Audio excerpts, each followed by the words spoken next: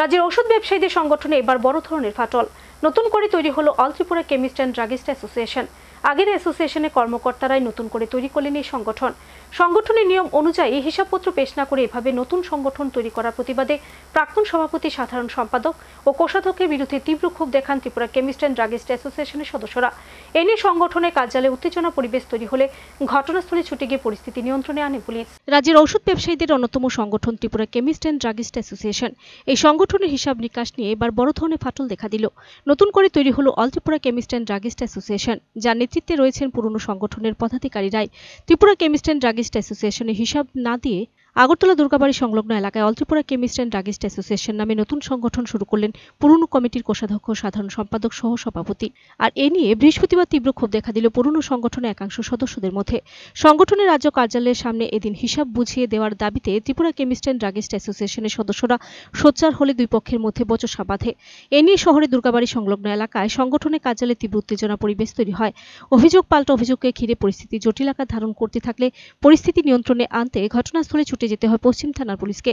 পরে পুলিশের হস্তক্ষেপে নিয়ন্ত্রণে আসে পরিস্থিতি। পুরনো সংগঠনের সদস্যদের বক্তব্য, অ্যাসোসিয়েশনের হিসাব বুঝিয়ে দিয়ে তারা একটা নয় 10টা সংগঠন তৈরি করুক, তাতে আপত্তি থাকার কথা নয়। অন্যদিকে নতুন কমিটির সদস্যদের বক্তব্য, তাদের বিরুদ্ধে আনা অভিযোগ সম্পূর্ণ মিথ্যে। ওষুধ ব্যবসায়ীদের দ্বিখণ্ডিত সংগঠনের অভিযোগ পাল্টা অভিযোগকে ঘিরে বিভিন্ন মহলে উঠছে এখন নানা প্রশ্ন।